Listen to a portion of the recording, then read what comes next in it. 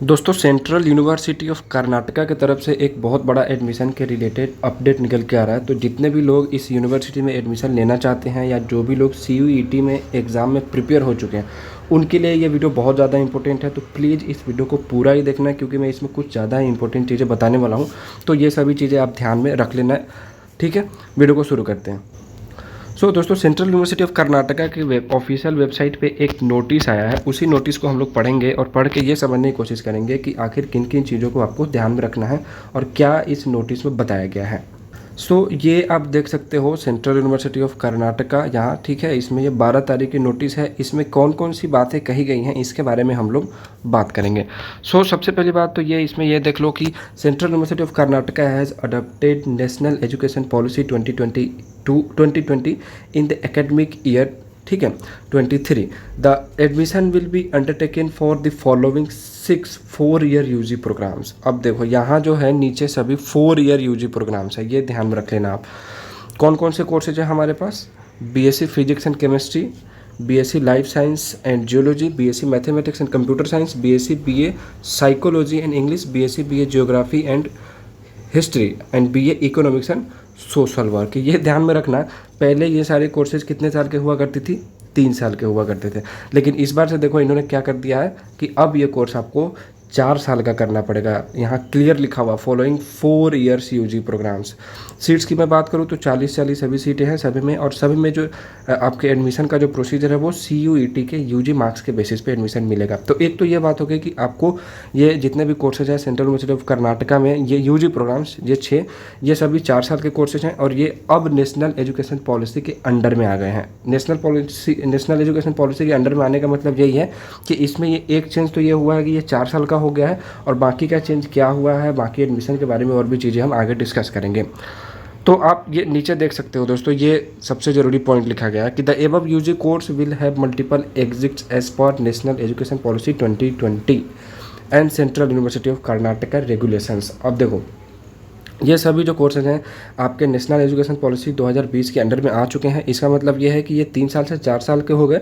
और दूसरी बात ये है कि इसमें आपको अलग अलग मल्टीपल एग्जिट्स हैं। मल्टीपल एग्जिट्स का मतलब ये होता है कि आप अपने सुविधा अनुसार, अब पहले क्या होता था कि जब चाहे आप नहीं कोर्स छोड़ सकते थे, मतलब छोड़ने का मतलब है कि आपका डिग्री ख़त्म। लेकिन यहाँ अगर आप कहीं भी कोर्स छोड़ते हो तो उसके लिए भी आपके पास कुछ ना कुछ है। जैसे देखो, अगर कोई कैंडिडेट क्या है कि candidates preferring to take exit at the end of second semester will be getting undergraduate certificate. तो अगर आप सेकेंड सेमेस्टर पूरा होने के बाद कोर्स को छोड़ते हो तो आपको एक अंडर ग्रेजुएट का सर्टिफिकेट प्रोग्राम दिया जाएगा। उसी तरह से अगर आप to take exit at the end of fourth semester में अगर आप छोड़ते हैं अपना कोर्स तो आपको एक अंडर ग्रेजुएट डिप्लोमा की डिग्री मिलेगी। तो इस तरह से आपको अलग अलग मल्टीपल एग्जिट पॉइंट बनाया गया है, ठीक है। Based on the discipline subject taken in the third year, BSc physics chemistry life science geology mathematics computer science psychology, BA English, BSc geography, BA history economics और BA social work degree will be awarded upon exit at the end of 6th semester. तो जैसे ही आप 6th semester ख़त्म होगा तो उसके बाद आपको डिग्री मिलेगी।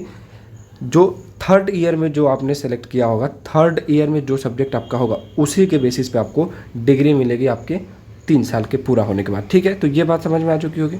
जो सबसे ज़्यादा इंपॉर्टेंट पॉइंट है दोस्तों, ये 6 नंबर पॉइंट आप देख सकते हो। जैसे मैंने आपसे कहा कि अगर आप 3 साल में पूरा कोर्स करते हो, तीसरे साल में जो आपका सब्जेक्ट होगा उसी की आपको डिग्री मिलेगी। मतलब ये कि 3 साल में आपकी डिग्री पूरी हो जाएगी। लेकिन after completion of requirements of a 3 years bachelor's degree, candidate who meet a minimum CGPA of 7.5 shall be allowed to continue studies in the 4th year of the undergraduate programmes to pursue and complete the bachelor's degree with research. Otherwise the candidate will be enrol for bachelor's यानी honours in the field of learning discipline.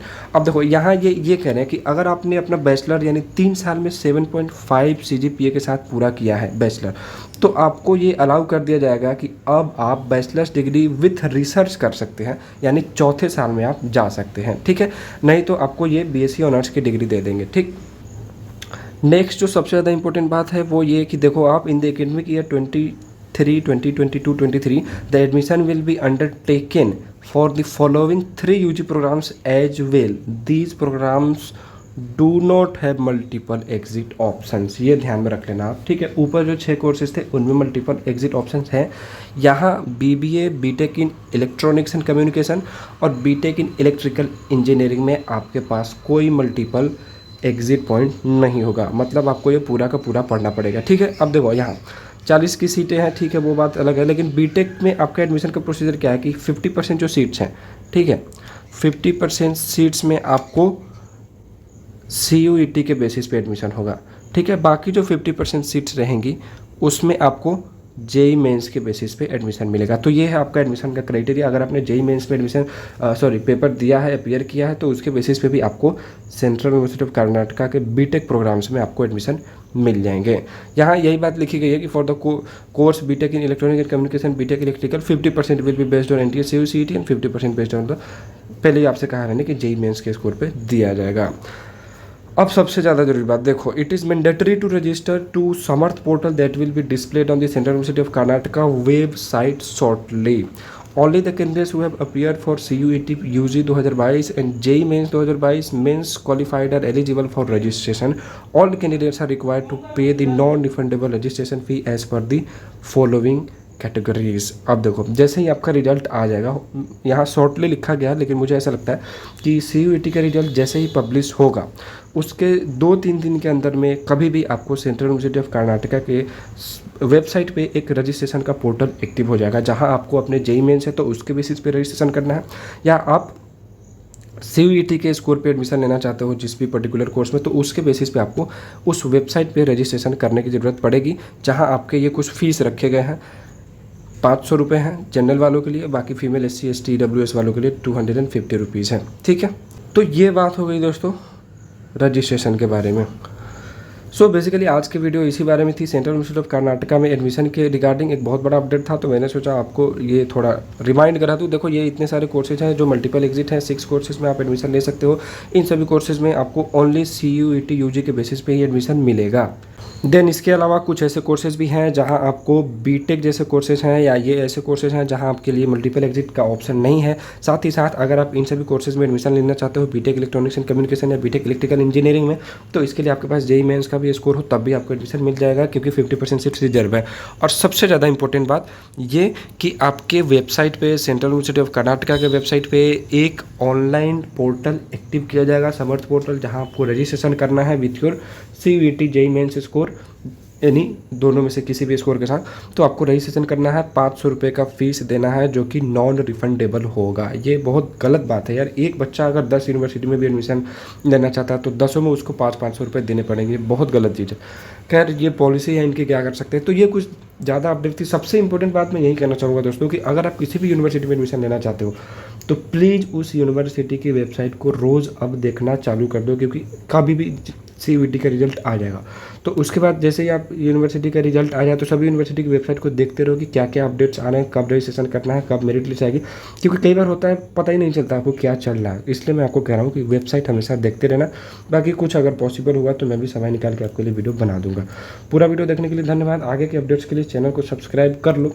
कभी नहीं कहता हूँ मैं video को like करने के लिए, वीडियो को लाइक भी कर लेना, थोड़ा मोटिवेशन मिलता है बस। Thank you.